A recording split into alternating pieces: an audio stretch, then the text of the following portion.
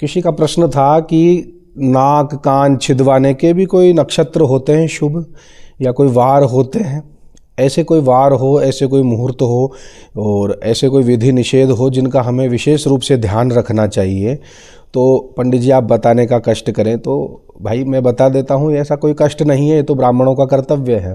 तो इन कर्तव्यों को ही पूरा करने के लिए हम जो सुविधाएं हैं इस समय मोबाइल की, दूरसंचार यंत्र की, ऑनलाइन की, तो मैं आपको वीडियो के माध्यम से ही बता देता हूँ। और आपके इस एक प्रश्न से, आपको एक को उत्तर देने से कम 100-200 लोग, 1000 लोग, 5000 लोग, 10,000 लोग देख पाते हैं और लाभ उठा पाते हैं। तो आपको भी धन्यवाद।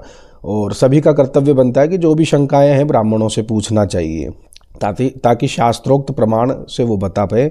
और आपको मैं बता देता हूँ, कर्णवेद जो संस्कार होता है उसका जो मुहूर्त है जनवरी में, वो भी मैं आपको बता दूंगा पंचांग के अनुसार। सर्वप्रथम तो आप ये ध्यान से श्रवण करें। सोमवार, बुधवार, गुरुवार, शुक्रवार के दिन कब कौन सा नक्षत्र हो?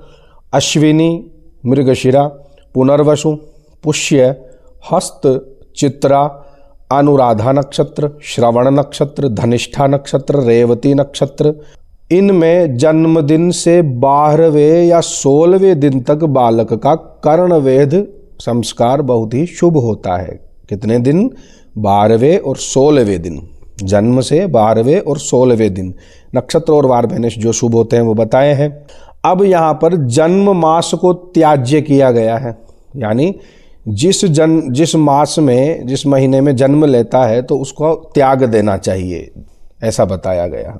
परंतु 12वें व 16वें दिन को ग्रहण किया गया है।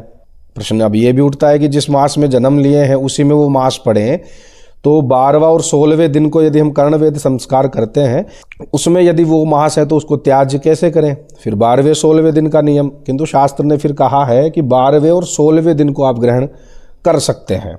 यदि किसी कारण से उन दिनों में कर्णवेद नहीं किया गया हो, कोई कारण परिस्थिति ऐसी फंस जाए जिसके कारण कर्णवेद संस्कार ना हो, कान छिदवा ना सके, तो फिर कब करें, ये भी प्रश्न है।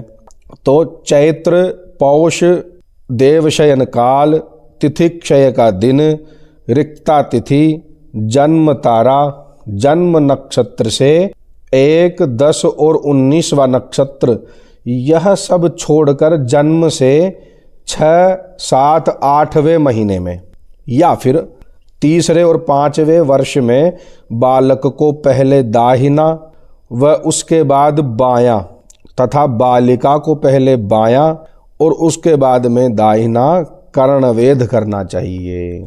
ये जो चीज़ें हैं, ये जो तिथि बताई है, दिन बताया है, काल बताया है, नक्षत्र तारा इत्यादि जो बताया है, इनको त्याग कर आप 5वें और तीसरे वर्ष में, विषम वर्षों में कर्णवेद संस्कार कर सकते हैं।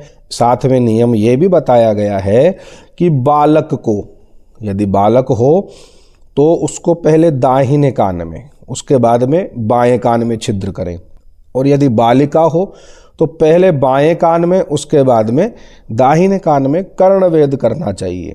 अब कर्णवेद के मुहूर्तों में लग्न शुद्धि का विचार भी किया जाता है, जिनमें वृष लग्न, तुला लग्न, धनु व मीन लग्न को कर्णवेद के लिए प्रशस्त माना गया है। ये मैंने शास्त्रोक्त रूप से बताई है और पंचांग में भी है। जो अब पंचांग में जो मुहूर्त है कर्णवेद का, वो भी मैं आपको स्पष्ट कर देता हूँ। 15 जनवरी 2025 को है और वार है बुधवार, जो बुधवार को भी आप प्रशस्त मानते हैं, शास्त्रों के अनुसार शुभ है। नक्षत्र भी है पुष्य, ये भी शुभ है। तो इस प्रकार से आप कर सकते हैं कर्णवेद संस्कार जो है। तो मैंने आपको प्रमाण सहित बताया, ये जानकारी आप सभी तक पहुंचाएं। और जो भी प्रश्न हो इस वक्तव्य में, जो आपको समझ में नहीं आया हो, क्योंकि ये थोड़ी शास्त्रीय शैली होती है जो बहुत कठिन होती है, कमेंट में पूछ सकते हैं, संदेश भी मुझे कर सकते हैं। मोबाइल नंबर ये मैं डालना नहीं चाहता हूँ अभी, कभी उचित लगा तो सार्वजनिक करेंगे मोबाइल नंबर भी, किंतु इस समय मैं अपने चलचित्रों पर मोबाइल नंबर नहीं डालता हूँ, इसलिए मुझसे मोबाइल नंबर ना मांगे। हर हर महादेव, नारायण।